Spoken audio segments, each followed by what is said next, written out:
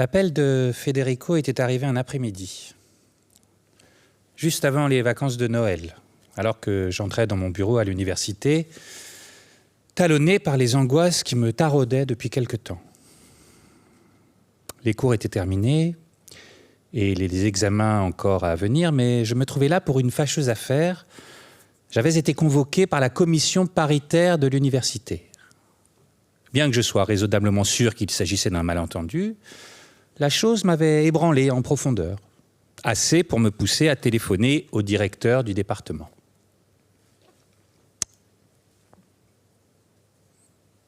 Le président vient de m'avertir. J'allais t'appeler. C'est quoi la commission paritaire ? Tu me crois si je te dis que je n'en ai pas la moindre idée ? Bon sang. Ils en sortent une par jour, comme en Union soviétique. Tu sais au moins me dire ce qu'ils me veulent ? Te parler. C'est tout ce que je sais. Si tu veux, je t'accompagne, juste pour te soutenir moralement. Pas la peine, merci. Que ce soit clair. Quoi qu'il se soit passé, et tu verras que ce n'est rien, le département est avec toi. Comme je l'ai notifié au président. Et si je ne me présente pas, le provoquai-je, ça pourrait entraîner une sanction. Carrément. Ignorer une convocation formelle, ça peut ouvrir la voie à une procédure de blâme, l'antichambre du licenciement. Bref, je te conseille de prendre ça avec philosophie, d'y aller et de les laisser vider leur sac. La chose ne laisse pas de me surprendre, mais quand on gagne sa vie en écrivant, on se retrouve exposé à une popularité au rabais, avec tous les tracas qu'engendre la célébrité sans les privilèges. La pensée de l'usage qui serait fait de mon expulsion de l'université pour raisons disciplinaires me laissa un goût amer dans la bouche. Garde ton sang-froid, ajouta-t-il. Il s'agit sans doute de la bouffonnerie habituelle qui permet à ces commissions de justifier leur existence. En tout cas, reste à savoir ce qu'ils ont entre les mains. Je m'aperçus alors que j'avais éludé cette question essentielle. De toute évidence, mon intolérance à ce genre d'instance appelée à évaluer la conduite des enseignants et à la sanctionner en cas d'abus avait pris le dessus. Or, cette embrouille découlait certainement d'un comportement assez déplorable pour m'attirer une plainte anonyme. Oui, mais déposée par qui ? Ou pour le compte de qui ? Je me creusais les méninges, passais en revue la dernière année de cours, d'examen, la réception des étudiants, de soutenance. Je ne me rappelais pas la moindre occasion où je m'étais exprimé de manière inopportune, ni aucun contentieux auquel j'avais pris part. C'était sans doute un hasard, mais cette tuile me tombait dessus au moment où j'avais perdu tout intérêt pour mon métier. Tu veux un conseil de la part d'un vieux schnock ? Garde ton calme et fais bonne figure. Ils ne veulent pas te détruire, juste se rendre odieux. Le ciel sait s'ils en sont capables. Bref, que faire ? Me soumettre à l'humiliation qu'on s'apprêtait à m'affliger ? Ou tous les envoyer se faire foutre ? Je m'étais figuré que la commission paritaire se composerait d'une horde de harpies assoiffées de sang, un préjugé qui, en soi, aurait mérité sanction. En réalité, comme son nom l'indiquait, la commission était paritairement composée de 2 hommes et de 2 femmes. La salle des interrogatoires était assez petite, bien chauffée, somme toute confortable. Il s'agissait du bureau de la vice-rectrice qui présidait la commission. Le plus âgé d'entre eux, un professeur titulaire de droit public à la veille de la retraite, me confia que sa femme comptait parmi mes lectrices. Il me demanda si je désirais un remontant, du café, de l'eau, un bon whisky, plaisanta-t-il. Tant d'affabilité, loin de me rassurer, contribuait à rendre encore plus alarmante la perspective du lynchage qui m'attendait sans doute. Le 3e membre de la commission semblait là par hasard. On me le présenta comme un collègue de la faculté de pharmacie. Sa circonspection, son accent, ses doigts ornés de bagues voyantes trahissaient une origine exotique, persane, maghrébine. Il était encore moins à son aise, si c'était possible, que l'accusé, comme s'il avait été attiré là par la ruse. La vice-rectrice se décida soudain. Et si nous commencions, qu'en dites-vous? En fait, ça vous dérange si je fais partir l'enregistrement? Bon, si ça ne tenait qu'à moi, je m'en passerais volontiers, mais désormais, vous le savez, dès qu'on bouge le petit doigt, il faut qu'il en reste une trace dans un procès verbal. Naturellement, j'aurais mieux fait de m'y opposer. Donner mon consentement fut la première erreur, pas la plus grave du reste, que je commis ce jour-là. Nous nous installâmes autour d'une table ronde, comme si ce qui était sur le point de commencer était non un procès, mais une séance de spiritisme. Avant tout, dis-je, j'aimerais que vous m'expliquiez les fonctions de cette commission.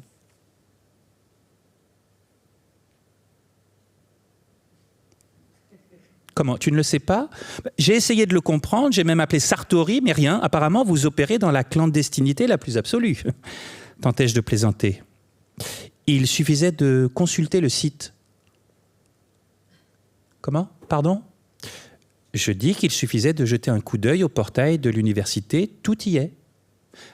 Tu es en train de me dire, répliquai-je piqué au vif, que vous ne m'expliquerez pas ce que fait cette commission parce que je n'ai pas été capable de m'informer correctement? Celle qui m'avait entraîné dans cette désagréable scénette, une collègue de mon département que je ne connaissais que trop bien, était la plus jeune du groupe. Sa présence ne me surprenait pas. Son staccanovisme était proverbial, tout comme sa capacité à brûler les étapes. Elle avait été mon étudiante, de celle qui aime afficher une suspicion haineuse envers l'autorité professorale. Cette acrimonie, combinée à son application et à une certaine ruse, lui avait permis, une fois passé de l'autre côté de l'estrade, de s'affirmer en l'espace de quelques années. Et maintenant, la voilà, membre de cette belle commission interdisciplinaire prête à juger un collègue plus âgé envers lequel elle n'avait jamais caché sa franche hostilité. Bien que j'ai tout fait pour éviter son regard jusque-là, il m'était apparu d'emblée que si elle était présente, j'avais de quoi m'inquiéter. Elle s'appelait Teresa Guinassi. D'imposantes publications érudites et une propension à l'omniprésence universitaire avaient assuré sa réputation dans ce qui porte le nom de Gender Studies. Il n'y avait rien dans son attitude qui ne suscitait mon irritation. Elle avait un talent particulier pour réduire les classiques littéraires à des porte-drapeaux de la grande bataille contre le statu quo. Les livres, la précieuse matière dont ils étaient faits, le soin de les rendre exquis, elle s'en fichait. Ce qui la fascinait, c'était les vies héroïques et malheureuses des auteurs. En réalité, il s'agissait surtout d'autrices. Leur capacité à devancer leur temps, l'obstination avec laquelle ils avaient su se rebeller contre le pouvoir établi imposé par la culture officielle. Mus par le syndrome d'encerclement qui pousse certains chercheurs juifs à voir des antisémites même là où il n'y en a pas, Teresa consacrait une grande partie de ses cours à l'identification et partant à l'exécration de tout écrivain masculin coupable à son dire du plus abject des crimes, le sexisme. Son imaginaire, de même que ses publications et ses conférences, était hanté par le spectre de Barbe Bleue. Courageuse, imprévisible, effrontée, elle était telle que personne n'osait la défier publiquement et qu'on préférait la diffamer dans son dos. Parmi ses collègues, les hommes la considéraient comme lesbienne et les femmes l'accusaient d'être, selon les besoins de leurs propos, frigide ou pute. Bien entendu, les uns se trompaient autant que les autres. Plus simplement, Teresa avait compris que les équilibres avaient changé de manière irréversible et donc qu'il fallait aussi mettre à jour la conduite des enseignants. S'il convenait jadis de lorgner de vieux pontes libidineux pour faire carrière, il s'agissait désormais de séduire les étudiants en veillant bien à ne pas les lorgner.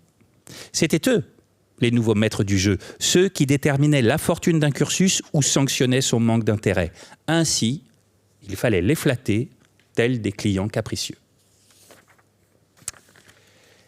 C'était pourquoi Teresa assaisonnait ses engagements institutionnels, cours, examens, réception des étudiants, direction de mémoire, d'une activité si intense sur les réseaux sociaux qu'elle était devenue une véritable influenceuse, avec un butin toujours croissant de followers qui se comptait par dizaines de milliers.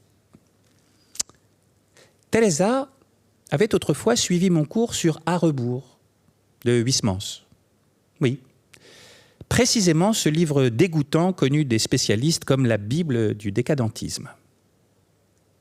J'étais encore un jeune professeur enthousiaste, lorsqu'à la fin d'un cours, une jeune fille à la coiffure rasta, aux yeux intelligents et aux jambes maigrissimes, s'était approchée de l'estrade pour s'enquérir de mon horaire de réception des étudiants. Si elle n'avait rien de mieux à faire, lui avais-je dit, elle pouvait m'accompagner à mon bureau. Entre-temps, la salle se vidait. Je devais la fermer et remettre les clés à l'appariteur. C'était entre autres pourquoi je lui avais cédé le pas. Que n'avais-je pas fait? Elle s'était arrêtée, la mine si longue que j'avais craint de lui avoir marché sur le pied.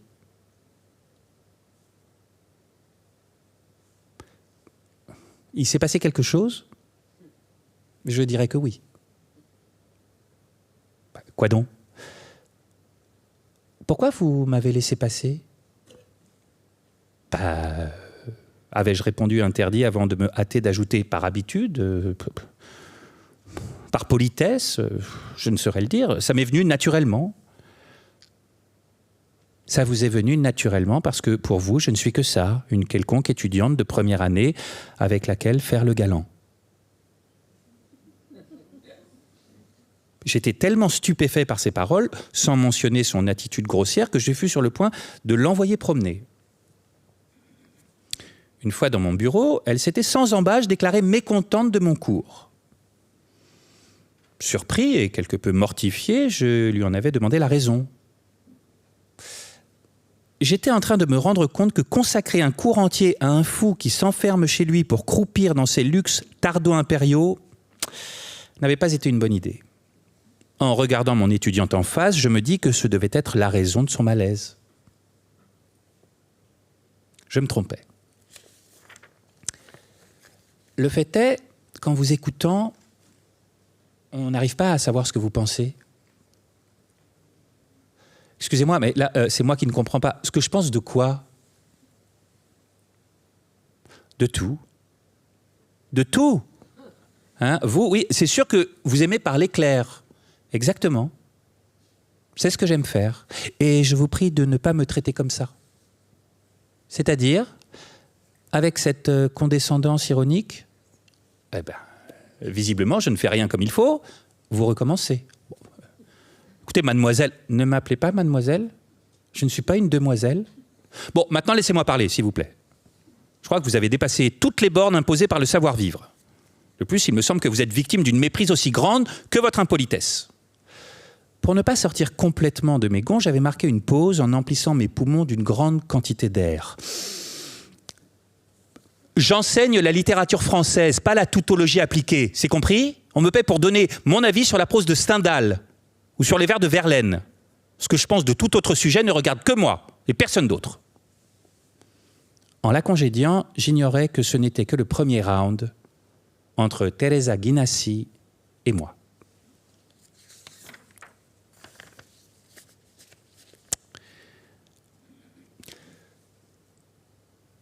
La commission paritaire, expliqua la vice-rectrice, est née dans le but d'évaluer la correction des comportements au sein du corps enseignant.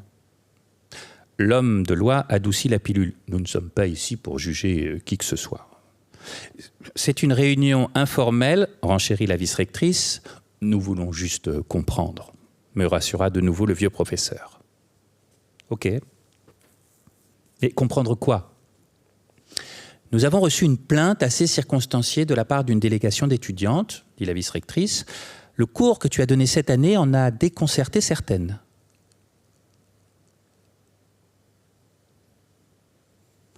Sérieusement? Je me demandais comment un module de 30 heures sur Flaubert, si bien rodé qu'on le reproduisait tous les 5 ans et qu'il était toujours bien accueilli, avait pu déconcerter quelqu'un. Je cherchais le regard de Teresa pour voir si, comme moi, elle considérait tout ce cirque comme le bouclage de la boucle. Après nombre d'escarmouches et d'insinuations, l'heure de rendre des comptes avait sonné. C'était elle, la pionnière héroïque, la première étudiante à se déclarer insatisfaite de moi et de ma façon d'enseigner, la première à remettre en question une méthode fondée sur le plaisir et le goût du détail. Depuis, elle en avait fait du chemin. Les rôles s'étaient inversés. C'était désormais son tour d'occuper le bon côté de l'estrade, le bon côté de la barricade, le bon côté de l'histoire. Pauvres filles, dis-je, elles sont si impressionnables. Comment sais-tu que ce sont des filles ? Me défia-t-elle. Oh, ne t'emporte pas, Teresa. C'est la vice-rectrice qui a parlé d'une délégation d'étudiantes. Et de toute façon, vu que d'habitude tu m'accuses de m'exprimer au masculin, j'ai cherché à te contenter. Je ne crois pas que tu sois en position de te ficher de moi. Qu'est-ce que c'est ça ? Une menace ? Je vis alors la main de la vice-rectrice se poser assez fermement sur celle de sa collègue. Comme l'a dit notre sage doyen, nous sommes ici pour comprendre, pas pour juger. Allez, c'est moi qui m'en charge, dit le professeur de droit à la vice-rectrice, et sans attendre son assentiment, il se mit à lire. La femme est un animal vulgaire dont l'homme s'est fait un trop bel idéal. Il y a du vent dans la tête des femmes comme dans le ventre d'une contrebasse. Il leur faut toujours une cause, un but. Tout ce qui est vraiment élevé et haut leur échappe. À chaque nouvelle phrase prononcée par le doyen, l'expression du visage de Teresa Guinassi se faisait plus indéchiffrable. Était-elle en proie à l'indignation, à la volupté ? Tu reconnais ces phrases ? Oui. Tu les as dites en cours ? Oui. Tu es prêt à les soutenir ? Dans quel sens ? Tu estimes que ces phrases sont dignes d'être prononcées dans une salle d'université ? Eh bien, puisque je l'ai fait, je dirais que oui, je le pense. Tu dirais que oui. C'est tout, me pressa Teresa d'un ton qui n'aurait pu être plus sarcastique. Tu n'as rien à ajouter. Tu ne te sens pas en devoir de fournir une explication supplémentaire ou de rectifier ce que tu as dit. Tu ne veux pas nous préciser ce que tu penses à ce sujet. Tu ne crois pas que dans le contexte historique actuel, avec ce qui se passe dans le monde, c'est au moins irresponsable de prononcer ce genre de phrase. Une fois de plus, je fus obligé d'admirer l'obstination de Teresa. Son inoxydable fidélité à elle-même. Des années s'étaient écoulées depuis la première fois où elle m'avait demandé des comptes sur ce que je pensais. Nous en étions toujours au même point. Il me semble que jusqu'à présent, vous ne m'avez pas demandé de commenter, ou je me trompe, vous m'avez demandé si j'avais prononcé ces phrases. Je l'ai fait. Vous m'avez demandé si je les jugeais appropriées à un cours universitaire, et j'ai répondu que si je ne les avais pas réputées telles, je ne les aurais jamais prononcées. Qu'ai-je à ajouter ? Dis-le-moi. Et j'essaierai de te contenter. Qu'ai-je à ajouter ? M'imita-t-elle de nouveau. Tu pourras au moins éviter de faire l'innocent. C'est inconvenant. Dis-le-moi alors. Que veux-tu que je fasse ? Tu comprends la gravité de ces affirmations ? Leur extraordinaire pertinence politique ? Je ne vois pas le rapport avec la politique. Il y a toujours un rapport avec la politique. Et tu le sais. Tu te reconnais dans les phrases qui viennent d'être lues ? Me demanda le doyen pour tenter de ramener la discussion dans le périmètre de la décence. Il était clair qu'il voulait me donner l'occasion de m'expliquer et de clore cette affaire. Je ne crois pas que mon opinion sur certains sujets soit d'intérêt public. Je le dis avec le plus grand respect. Ce que je pense des femmes, des hommes ou des chats ne concerne ni vous, ni les étudiants. Tu crois que les femmes sont des animaux vulgaires ? Qu'elles ont du vent dans la tête ? Excepté les civilités initiales, c'était la première fois que le professeur de pharmacie m'adressait la parole. Sa voix était calme, insinuante, dépourvue de toute note intimidatrice, et c'est précisément ce qui donnait le frisson. Bien sûr que non. Ou plutôt, je connais beaucoup de femmes vulgaires, mais aussi beaucoup d'hommes vulgaires. Le fait est que je n'aime pas les généralisations, et que je m'exprime rarement par catégorie. Et alors, pourquoi tu as prononcé ces phrases ? Me demanda le doyen. Étant donné que le cours portait sur Flaubert, me semblait naturel et opportun de lire et commenter des extraits de ses lettres, principalement adressés à des correspondants de renom. elles ne sont pas de toi, mais de Flaubert, me demanda-t-il abasourdi, et il me sembla que pour lui, l'affaire était déjà classée. Bien sûr que ce sont des phrases de Flaubert, parce que vous pouvez être bête, grognai-je, emporté par toute l'indignation simiesque qui m'habitait. Le doyen m'arrêta aussitôt. « Ah non, pas de ça. Je te prie de ne pas dépasser les bornes. C'est une réunion civilisée. Nous sommes ni dans un stade, ni dans un sordide talk show. » « Explique-nous, » me demanda Teresa d'un ton railleur. « Tu estimes que faire porter la responsabilité à Flaubert te disculpe ? » « Donc je suis ici pour me disculper. Je te prie de ne pas te dérober et de répondre à ma question. Tu estimes qu'attribuer ces phrases à Flaubert te rend moins coupable ? » Attribuer ? Pourquoi tu dis attribuer, Teresa ? Je n'attribue rien du tout à personne. Elles sont de Flaubert. Ah, alors c'est ça. Lui, le grand Flaubert, il peut dire ce qu'il veut, et toi, en spécialiste zélé, en loyal épigone, tu peux le citer comme bon te semble. Si Flaubert dit que les femmes n'ont pas d'âme, si Flaubert dit que les femmes sont des bêtes de somme, tu le répètes comme un perroquet. Et qu'importe si tu as en face de toi des jeunes filles qui portent le poids de tous les abus infligés par des hommes comme Flaubert. Qu'importe si ces paroles heurtent leur sensibilité. Ce qui compte, c'est seulement le magistère de Flaubert. C'est bien ce que tu nous dis. Je sais pas. Dis-le-moi. Je devrais le censurer ? Oh, carrément. Mais personne ne te le demande. Bah alors quoi ? Je connais ton petit jeu. Comme je connais le jeu de ceux de ton espèce. Ceux de mon espèce ? Maintenant, ça suffit, intervint la vice-rectrice. Je ne sais si nos étudiantes ont le droit ou non de se sentir offensées parce que tu as lu en cours, mais il est clair qu'il s'est passé quelque chose. Et donc, qu'est-ce que je devrais faire ? Écoute, j'y ai beaucoup réfléchi et j'en ai discuté avec le reste de la commission. Ce que nous te demandons, c'est une brève lettre dans laquelle tu exprimes tes raisons. Hors de question. J'ai rien à exprimer. Il me semble que mes raisons ne vous intéressent pas. Tu te trompes. Elles nous intéressent. Et comment ? Tu verras qu'elles auront pour effet de calmer les étudiants, de favoriser le dialogue. Telle est notre mission en ces temps difficiles. Vous vous rendez compte que vous me demandez une sorte d'abjuration ? Vous, je ne sais pas, mais moi, ça me paraît un dangereux précédent. Pense ce que tu veux, fit le doyen de plus en plus agacé, mais sache que pour nous, c'est la seule solution possible. Alors, comment s'en sortir ? Que faire ? Tout sauf signer cette maudite abjuration. Non, je ne le ferai pas, quitte à y laisser ma peau.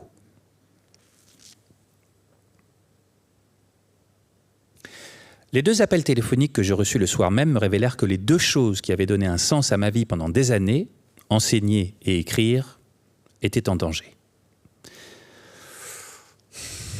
D'après ce qu'on m'a rapporté, m'apostropha le directeur du département sur un ton sarcastique, tu as suivi mes conseils à la lettre. J'arrive pas à y croire. Tu as vraiment dit ce que vous pouvez être bête ? J'ai parlé avec la vice-rectrice, elle était furieuse.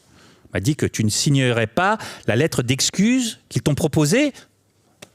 Putain, tu t'es vraiment rendu indéfendable. Si je les connais, ils n'auront pas de répit tant qu'ils ne pourront pas exhiber ton scalp. À peine avais-je raccroché que mon téléphone se remit à sonner. C'était Clélia Segre, mon agente. Elle semblait alarmée. Apparemment, l'influenceuse Teresa Guinassi avait publié sur sa page Instagram une photo de moi prise quelques années auparavant, agrémentée d'un post qui n'aurait pu être plus acide et outrageant. On me décrivait comme le sinistre porte-drapeau d'une propagande misogyne. Tout ce qui me concernait, mon profil sémite, mon style d'écriture irritant et pompeux, ma misanthropie pédante, était offert en pâture aux crocs baveux de followers assoiffés de sang. Naturellement, au mépris de toute rigueur philologique, les citations de Flaubert étaient reproduites sans guillemets et m'étaient donc attribuées sans vergogne. Selon mon agente, le post était devenu viral en quelques heures, atteignant des milliers de personnes qui non seulement ne m'avaient jamais lu, mon nom leur était même inconnu, mais plus déprimant encore, ignoraient tout de Gustave Flaubert. Et qui, à en juger par leurs insultes, par leur manque de courtoisie et de bon goût, n'avaient aucune intention d'y remédier.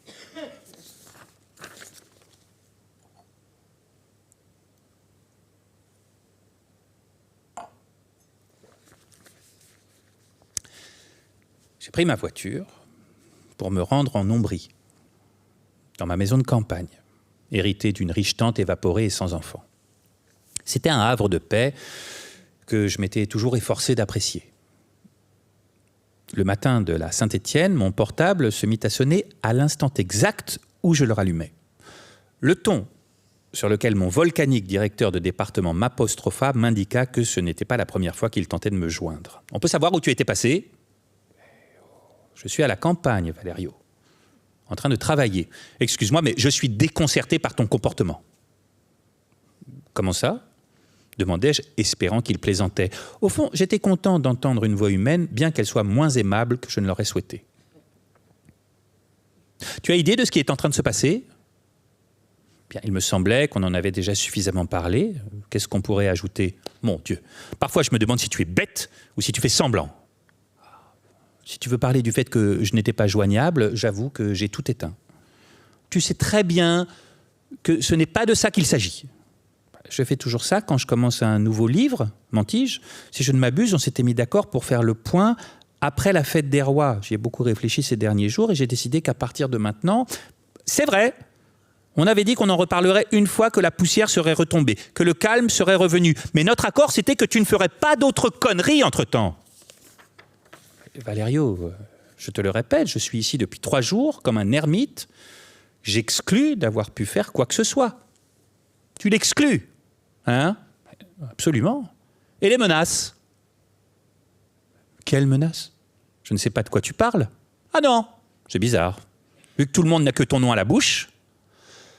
Assez dire, un enregistrement où je menaçais de mort Teresa circulait. Quelque chose de très choquant. Il s'agissait bien de ma voix, aucun doute là-dessus, bien que la provenance de cet audio ne soit pas encore claire, c'était Teresa qui l'avait diffusé via les réseaux sociaux. Valerio m'a appris qu'en quelques minutes, la boîte mail du département avait été submergée de protestations et d'insultes. Collègues, étudiants, parents, gens ordinaires, tous réclamaient mon scalp. Un audio ? Je ne sais pas de quoi tu parles. Menteur. Je t'en prie, Valerio.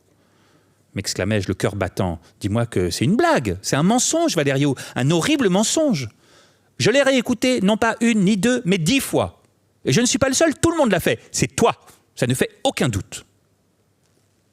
Un complot, une conspiration.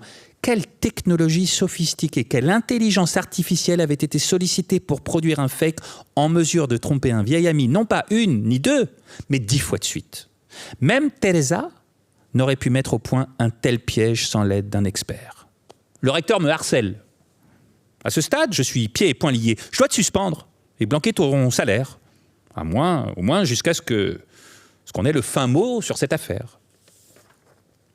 Tu te rends compte de la gravité de la situation ? Demandai-je en essayant de sortir du coin où j'étais acculé, tel un boxeur groggy sur le point de s'effondrer sur le sol.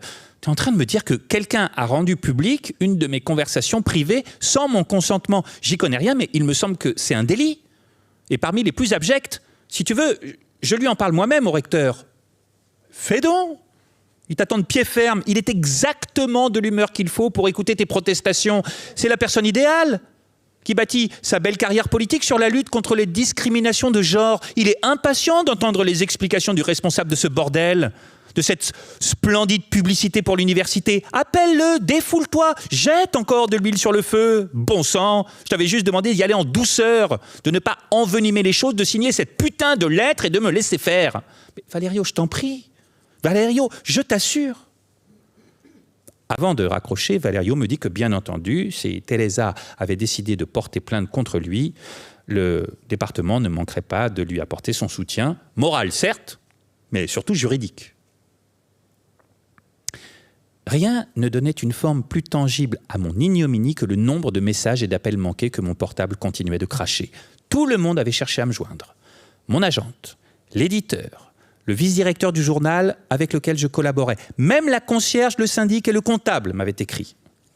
Je me demandais s'ils avaient hâte de m'exprimer leur désapprobation, comme venait de le faire Valerio. Impatient d'écouter l'audio de la honte, je cédais à la tentation de googler mon nom. Une de ces impulsions puériles que l'expérience m'avait appris à éviter, mais que les circonstances rendaient incontournables.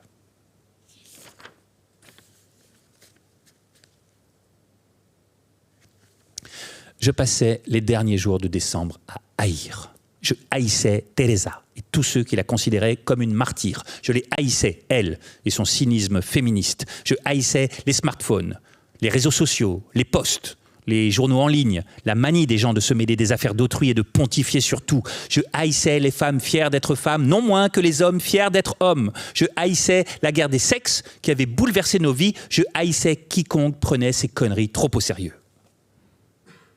Je me dis que l'heure avait sonné de demander de l'aide. Je pensais à mon ancienne camarade de classe, Valentina Bisnaghi, la célèbre pénaliste. Je cherchais son numéro de téléphone et l'appelais. Ah, le voilà.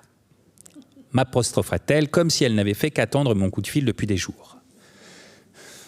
Tu sais tout ? Tout. Je ne sais pas quoi faire. Pour l'instant, le mieux, c'est de ne rien faire. Tu as des nouvelles de l'université ? J'ai parlé au directeur du département, il m'a mis à pied et a suspendu mon salaire. Et je crains que ce ne soit que le début. Écoute, Valentina, il faut qu'on se voie. Mieux vaut ne pas attirer l'attention, ne pas faire de vagues. T'es à la campagne ? Bien. Tu gardes ton téléphone éteint ? Encore mieux. Ne prends aucune initiative. J'insiste, pas d'article, pas d'interview, pas de messages vocaux. Ne cède pas à la tentation de te venger et ne tombe pas dans les pièges des journalistes. Ne dis à personne où tu te trouves. Promène-toi, écris, regarde la télé, ne lis rien à ton sujet. Ne cherche pas ton nom sur Internet. Reste à l'égard de tous ceux qui pourraient te nuire et de tout ce qui pourrait te pousser à réagir de façon impulsive et irrationnelle. Et surtout, ne fais confiance à personne. Même pas à moi. Fais profil bas, prof. Au cours de cette phase, il n'y a rien d'autre à faire. D'accord. Merci. Il n'y a plus qu'à espérer que ta collègue se contentera de ce qu'elle a et décidera d'en rester là. Si c'est le cas, d'ici quelques semaines, plus personne ne se souviendra de cette sale histoire et tu pourras reprendre ta vie d'avant. La conversation avec Valentina m'avait laissé des sentiments ambivalents, difficiles à déchiffrer. Cette nuit-là, je venais d'enfiler mon pyjama et j'essayais de me détendre sur le canapé dans la pénombre. J'avais même réussi à faire du feu. Et je sirotais l'un des derniers alcools forts qui restaient dans le placard.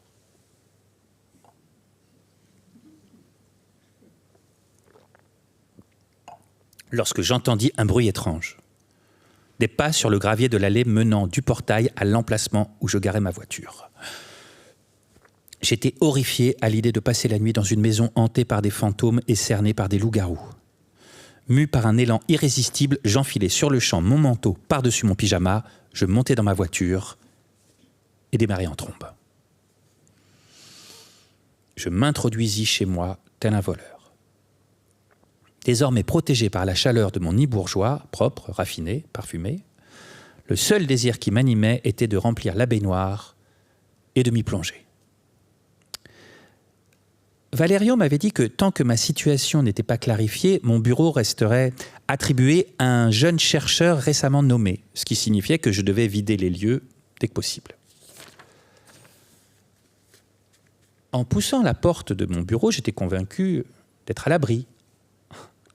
Quelle erreur. Le spectacle qui m'y attendait était aussi surprenant qu'outrageux. Carlo Charco trônait là, les lunettes sur le nez, plongé dans la lecture d'un livre. Il s'agissait du vieux professeur à la retraite qui m'avait permis d'obtenir ma bourse de recherche quelques mois avant de cesser de me saluer et de me répudier à jamais. Notre lien s'était en effet rompu quand ma carrière littéraire avait commencé à décoller et qu'il m'avait renié en tant qu'élève et ami. Et maintenant, d'où sortait-il ? Pourquoi tripotait-il mes livres, assis dans mon fauteuil, à mon bureau, comme s'ils lui appartenaient ? Comment s'était-il permis ? Qui lui avait donné les clés ? Il sursauta en me voyant, comme s'il m'attribuait dans cette petite scène le rôle du spectre qui aurait dû lui revenir.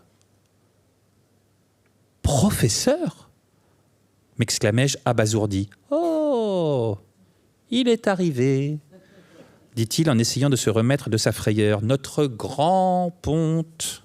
ajouta-t-il, pour qu'il soit clair d'emblée que rien n'avait changé entre nous et qu'il s'obstinait à me détester. « Que faites-vous ici ?»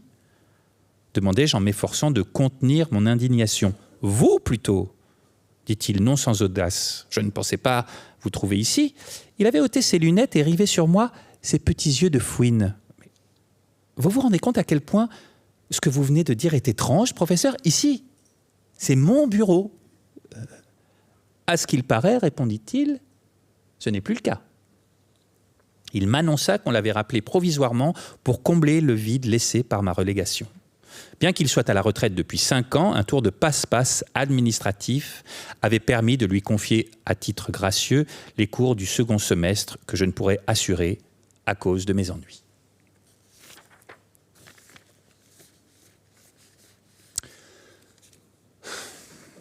Le calme était revenu. Comme si les gens, là, dehors, s'étaient mis d'accord pour m'exclure de la société civile. L'université m'avait relevé de mes fonctions, le téléphone et l'interphone avaient cessé de sonner, les amis et les collègues étaient aux abonnés absents. Plus personne ne se souciait de ce que je pensais sur quoi que ce soit et ma réclusion était en train de transformer mon beau logement bourgeois en tanière. Privé de mes sources primaires de revenus, salaire, avance, droit d'auteur, apparition publique, contrat journalistique, j'avais été contraint de vendre à bas prix ma maison de campagne à un couple de millionnaires néo-zélandais. Avec ce petit pécule de côté et un train de vie austère, je pourrais tenir jusqu'à la retraite. Un privilège, je l'admets, qui n'est accordé qu'à un petit nombre. Ainsi, loin de Teresa Guinassi et de son bras armé, ma vie avait repris son cours, débarrassée de mes obligations académiques et de l'angoisse de publier. C'est pourquoi, quand mon avocate me convoqua pour me parler d'une affaire terriblement délicate, je me sentis mourir. Valentina était la seule au bureau à pouvoir fumer. Sa devise était « Mon royaume pour une Marlboro ». Je la connaissais désormais suffisamment pour savoir que quand elle écrasait une cigarette dans le cendrier pour en allumer une autre, ça voulait dire qu'un vilain crapaud lui démangeait la gorge. La voyant triturer son étui à lunettes, je compris qu'elle cherchait un moyen de le cracher en y mettant les formes. Tu connais Myriam Meissner ? Je dirais que non. C'est qui, l'héroïne d'une nouvelle de Singer ? Allez, je suis sérieuse. C'est pas ma faute si j'ai jamais entendu parler d'elle. Peut-être parce que Meissner, c'est son nom de femme mariée. Son nom de jeune fille, c'est Myriam Sacerdotti. Ah, alors oui, je la connais. Dans quel sens ? Tu la fréquentes ou tu sais juste qui c'est ? C'est une cousine du côté de ma mère, mais au pied levé, je ne saurais t'en dire plus. J'en avais tellement de cousins qu'en les réunissant, j'aurais pu fonder un club omnisport. Myriam appartenait à la nouvelle génération, avec laquelle j'avais jamais eu beaucoup de contact. Elle était la première et fille unique de Massimo Sacerdotti, dit Max, un homme religieux et intrigant que mon tuteur avait toujours considéré comme une irrécupérable tête de nœud. Elle est morte. Oh, mon Dieu, je suis désolé. Elle devait avoir 40 ans, 38. Tu es au courant qu'un groupe de randonneurs a été emporté par une avalanche dans le Val di Fassa la semaine dernière ? Eh bien, elle en faisait partie. Elle m'a appris que Sam, le mari de Myriam, était également de l'excursion. On l'avait extrait de la neige à demi asphyxié, mais il était mort pendant son transfert en hélicoptère. Bon, écoute, Valentina, tu m'expliques ce qui se passe ? Pourquoi je suis là ? Quel est le rapport entre une de mes cousines que je n'ai pas vue depuis 20 ans et toi ? Calme-toi. Il n'y a rien qui te concerne personnellement dans ce que je vais te dire. Du moins, pas encore. Les jeunes Meissner s'étaient installés en Italie, quelque temps auparavant. La mode avait toujours été le dada de Sam, qui avait décidé de tout plaquer pour créer une entreprise d'import-export spécialisée dans les grandes marques. Passionnés par la montagne, ces alpinistes amateurs qu'étaient Sam et Myriam avaient pris part à une excursion de difficulté moyenne en laissant leur fils unique à Milan, sous la surveillance de sa nounou. Après l'accident, il avait tout de suite été clair que la situation de ce garçonnet était particulièrement critique sur le plan légal, mais surtout, de façon plus grave, sur le plan humain. Son seul parent proche, encore en vie, était en effet son grand-père paternel, un gentleman anglais, riche à faire peur, mais en proie à un syndrome d'Alzheimer galopant. C'est pourquoi le petit avait été placé temporairement dans un foyer à la périphérie de Milan, une solution des plus affligeantes. Heureusement que Marie, la nounou, avait été autorisée à continuer à s'occuper de lui. Hier après-midi, dit Valentina, j'ai reçu un appel du juge en charge du dossier. Comment ça se fait ? Parce qu'apparemment, tu ne réponds jamais. Je ne savais pas comment te joindre. Qu'est-ce qu'ils me veulent ? Attache ta ceinture, mon pote. Tu es, du moins pour l'instant, en tête de la shortlist des proches qui pourraient se voir confier la garde de l'enfant.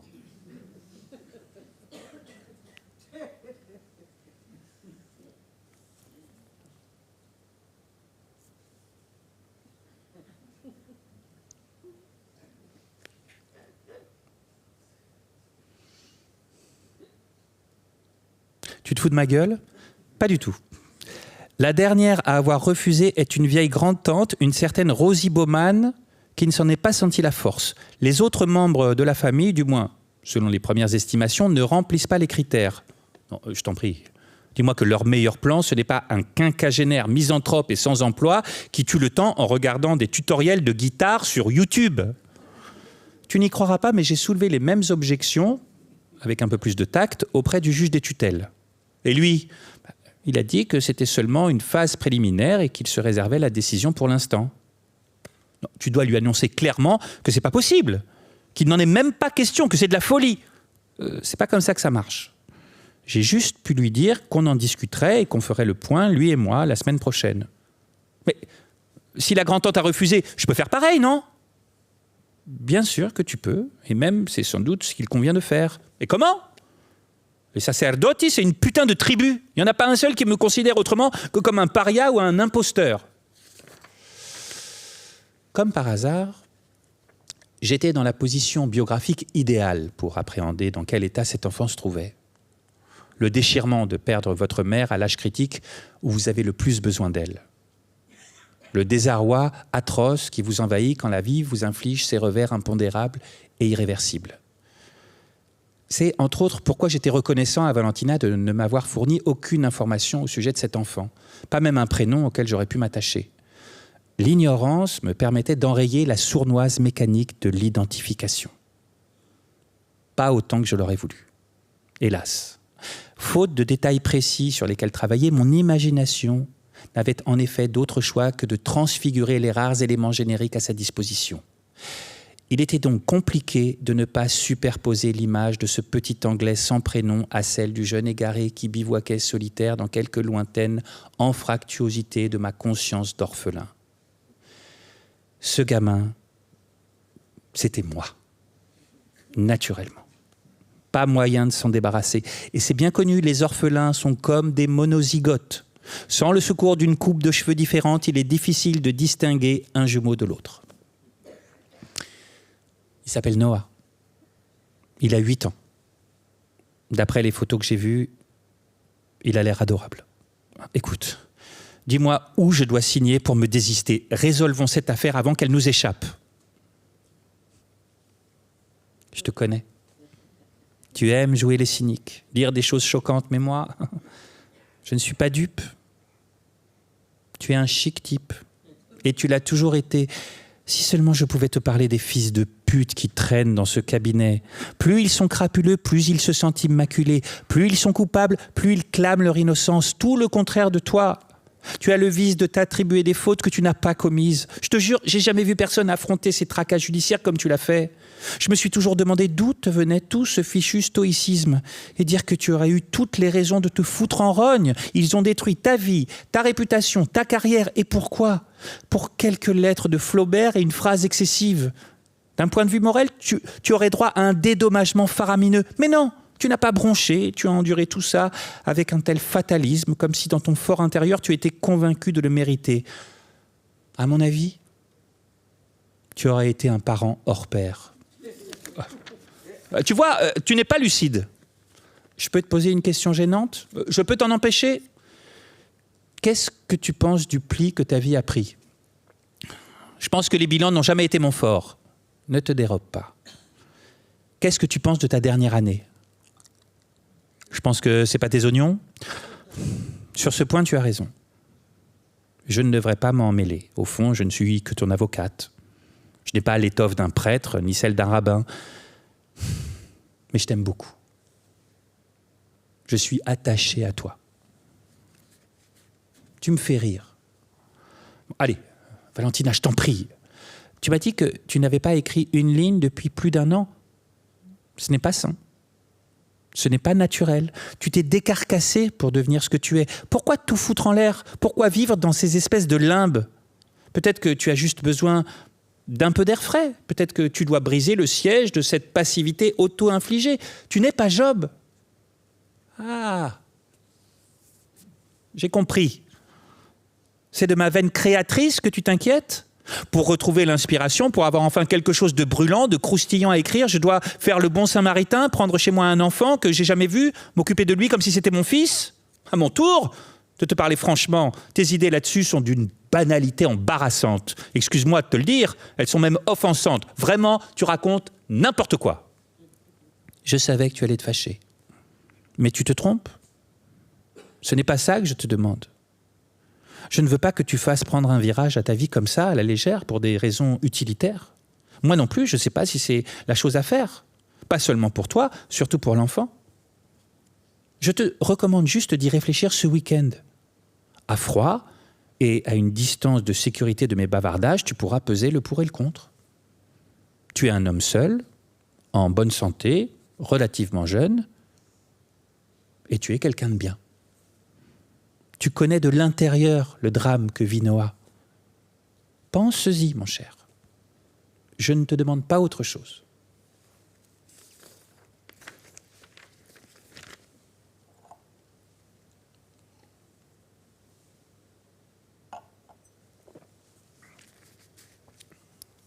« 12 heures avant ma première rencontre avec Noah, programmée pour le lendemain matin, la seule question qui me venait à l'esprit était « qu'adviendrait-il de nous ?» Sur ce point, je n'avais pas été capable d'élaborer des scénarios rassurants. Même pour un rendez-vous avec une femme, je ne m'étais jamais autant interrogé sur la mise à adopter. Costume, comme pour dire « c'est moi qui commande » ou tenue décontractée, « n'aie pas peur de moi mon garçon, je suis un ami, un frère, un compagnon d'infortune ». J'avais une adresse, un rendez-vous. Pour le reste, j'ignorais à quoi m'attendre. L'emmènerais-je avec moi? Comme on repart de chez le concessionnaire avec une voiture neuve? Ou devrais-je auparavant passer d'autres tests psychotechniques? Et Noah? Étions-nous sûrs qu'il avait consenti librement? Qui me garantissait qu'il ne dirait pas « Ah non, ce type me plaît pas, il est trop bizarre, trop vieux, cherchez-en un autre ». C'était pas un petit chien, bon sang, mais un être humain de presque 9 ans qui s'était retrouvé seul au monde du jour au lendemain. J'avais beau chercher, c'était la formulation la plus compatissante qui me venait à l'esprit.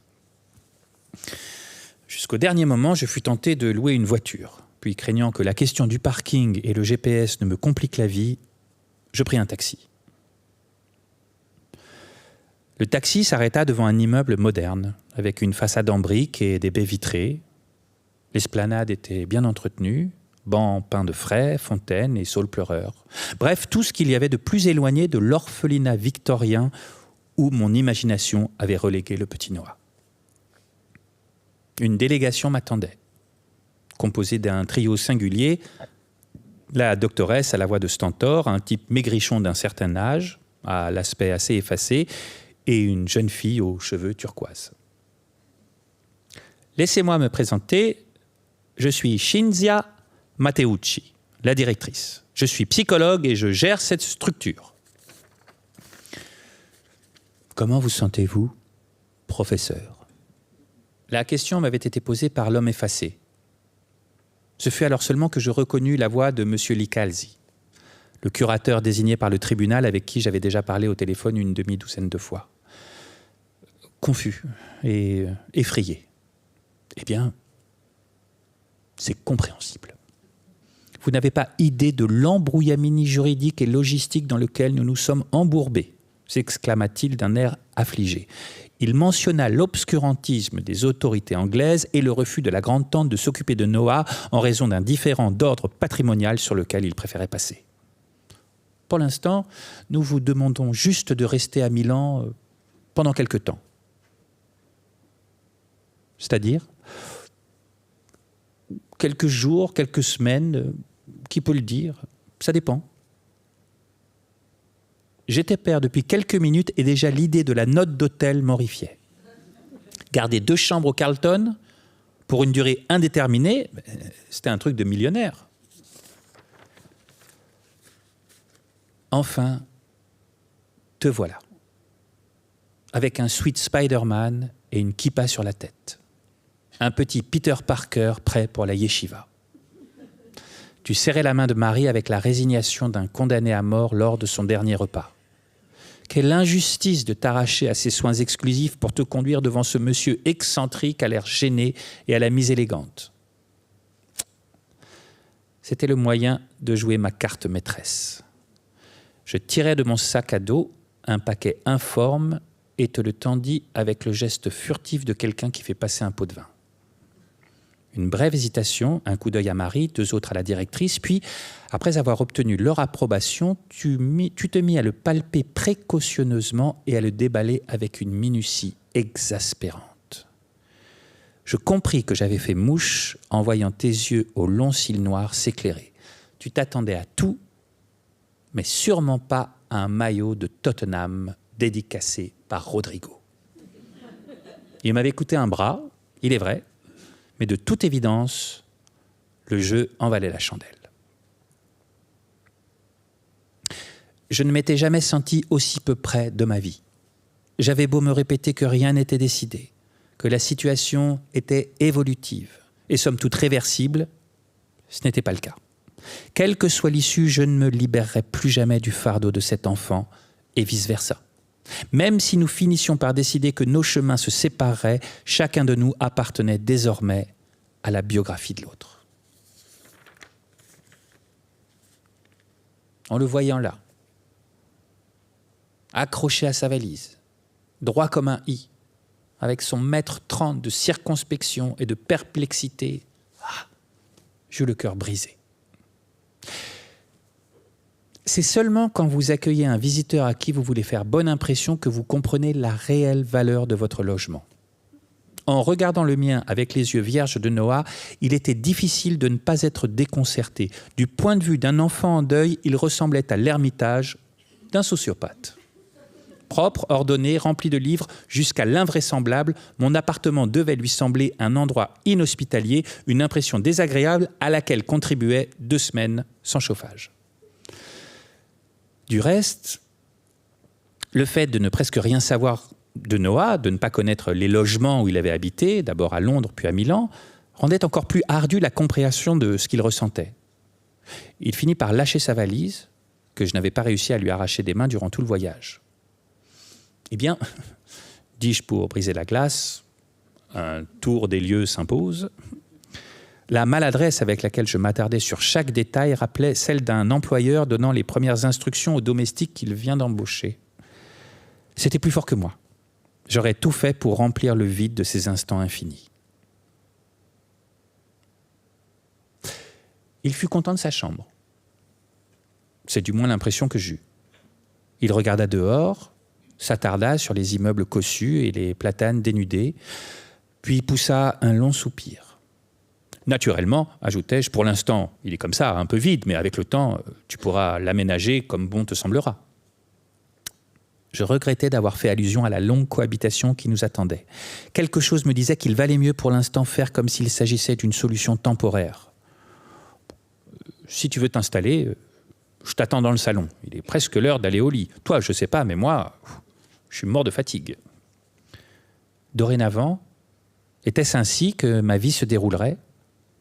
Devrais-je adapter mes horaires aux besoins d'un enfant ? Non que la chose me déplaise en soi, mais qui me disait que j'en serais capable ? Il ne broncha pas, prit sa valise et s'enferma dans sa chambre. À ma grande surprise, il se présenta une dizaine de minutes plus tard, déjà en pyjama, pieds nus. Il tremblait un peu et semblait hésiter sur ce qu'il convenait de faire. Je me demandais s'il attendait quelque chose de ma part, que je lui souhaite bonne nuit, l'embrasse ou lui raconte une histoire. Ce fut alors que je pris acte du fait que mes connaissances en matière d'enfants étaient livresques et donc désolamment lacunaires. Il avait le visage rouge et congestionné, comme s'il couvait une grippe. C'est surtout son regard voilé et maladif qui me frappa. D'un geste naturel qui nous surprit tous deux, je posai ma main sur son front, notre premier contact. Il était brûlant à faire peur. « Mon Dieu, mais tu as de la fièvre !» Il haussa les épaules comme pour dire qu'importe. « Non, ça va pas. Allez, Noah, mets-toi au lit, je vais chercher le thermomètre. » Bien qu'il ait tiré la couette jusqu'à son menton, il ne cessait de trembler. Je posai le thermomètre numérique sur son front. Le résultat fut glaçant. Comment était-ce possible ? Je lui donnai le paracétamol et l'aidai à avaler d'un trait un verre d'eau à température ambiante. Grâce au ciel, il se montra extrêmement docile. Le sommeil de Noah était agité.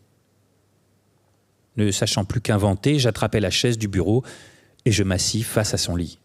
J'étais décidé à enregistrer en temps réel chaque imperceptible changement d'état de ce fragile organisme en crise.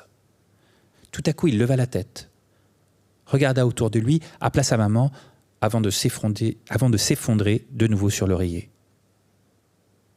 Je fus réveillé par la lueur de l'aube. Dans la précipitation de la nuit, j'avais oublié de baisser le store. Noah avait cessé de s'agiter, ce qui n'empêchait pas son visage d'être pâle et défait. Avec délicatesse, je posai la main sur son front. Il ne brûlait plus. Je me rendis à la cuisine sur la pointe des pieds. J'ai mis la cafetière sur le feu et j'allumai ma pipe. Grâce à Dieu, Carmen avait fait quelques courses. Je réchauffai du lait, grillai du pain, tirai du beurre et de la confiture de mûre du réfrigérateur. Je préparai un plateau du mieux que je pus et retournai dans la chambre avec les mêmes précautions. Noah était réveillé. En dépit de son expression égarée, il était clair qu'il se sentait mieux. Par sécurité, je le lui demandai et j'eus le cœur en fête en l'entendant dire qu'il avait faim. D'un mouvement tout naturel, il se redressa, attrapa sa kippa et la mit sur sa tête. Je posai le plateau sur le lit. Il parut surpris par le service en chambre, auquel il n'était manifestement pas habitué. Tandis qu'il beurrait sa tartine, je pris sa température en traître. À ce moment-là, je ne pouvais rien concevoir de plus sublime que cette suite de chiffres 36,3. Lorsqu'il s'aperçut de mon guet-apens maladroit, il me sourit et porta à sa bouche le toast bien doré, comme je les aimais. Ce fut ainsi, par un sourire qui se fait morsure, que commença notre cohabitation.